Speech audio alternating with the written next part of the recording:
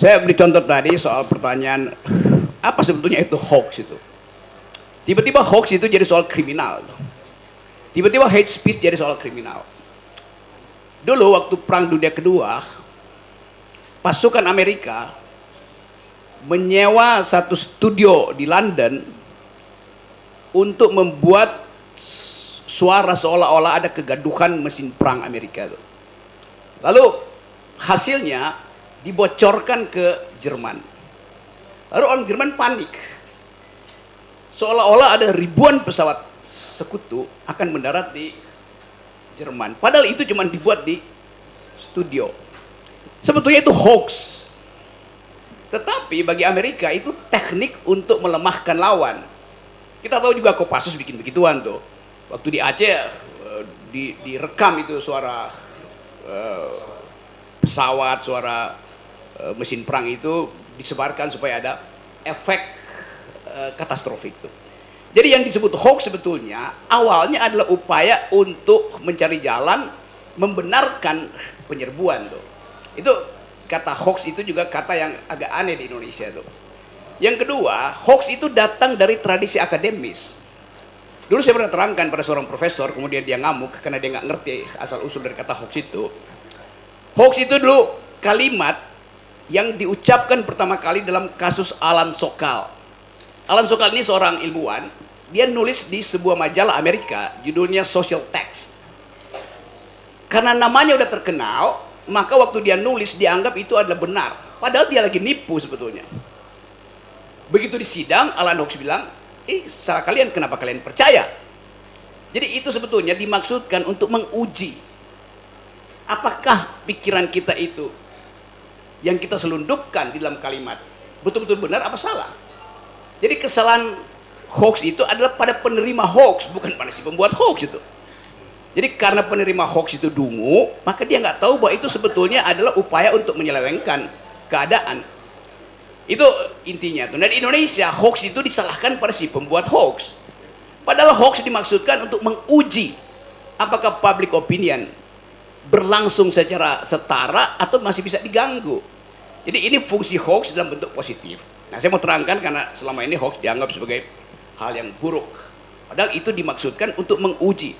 Kan banyak juga dosen yang meluluskan mahasiswanya tanpa diuji disertasinya dengan cara yang sistematis, metodologi.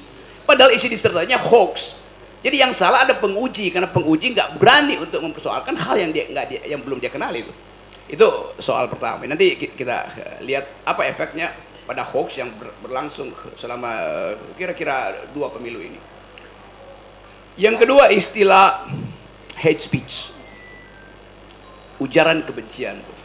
Kalau saya maki-maki Egy Sujana, itu bukan hate speech itu. Kalau saya maki-maki Presiden Jokowi, bukan hate speech itu. Demikian juga kalau saya muji-muji Egy Sujana, bukan hate speech. Kalau saya muji-muji Pak Jokowi, bukan hate speech.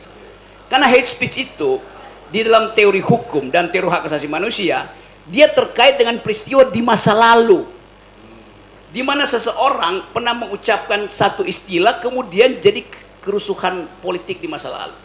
Kalau saya bilang Anda adalah negro, oh itu hate speech. Karena negro dulu adalah budak, maka jangan ucapan negro, ucapan aja black people. Teman yang warna kulitnya hitam. Kalau negro itu artinya penindasan. Negro artinya merendahkan orang. Contoh misalnya, kalau saya sebut perempuan gak bisa berpikir, di Amerika itu bukan hate speech, di Eropa itu hate speech. Perempuan suka menipu tuh. Di Amerika itu nggak ada soal, di Eropa itu jadi hate speech. Kenapa? Karena di Eropa ada satu peristiwa di tahun 1200-1300 ketika semua perempuan itu diuber-uber oleh gereja Katolik karena dianggap sedang bersekutu dengan setan. Lalu mereka dibunuh. Dianggap perempuan yang tinggal di rumah, kendati dia lagi bikin pekerjaan rumah, pekerjaan tangan untuk dijual, dianggap itu dia sedang bersekutu dengan setan. Karena kecemburuan kaum laki-laki yang tidak bisa berproduksi, yang harganya, kualitasnya lebih baik dari perempuan.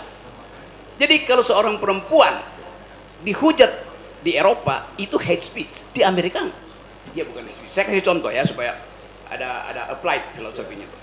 Satu waktu dalam satu pertandingan sepak bola, hakim garisnya adalah seorang perempuan. Dia bilang bolanya nggak masuk. Lalu dia diolok-olok oleh penonton, oleh tim yang ada laki-laki tuh. Seandainya hakim garisnya laki-laki pasti masuk tuh.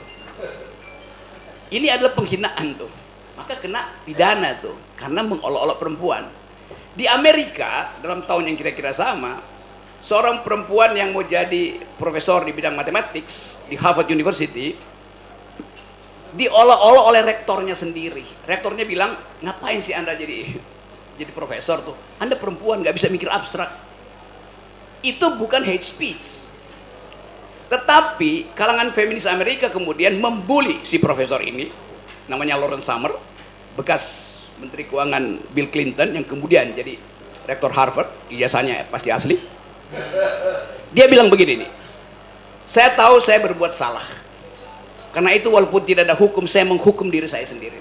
Rektornya mengundurkan diri itu karena dia salah secara etis, bukan salah secara pidana.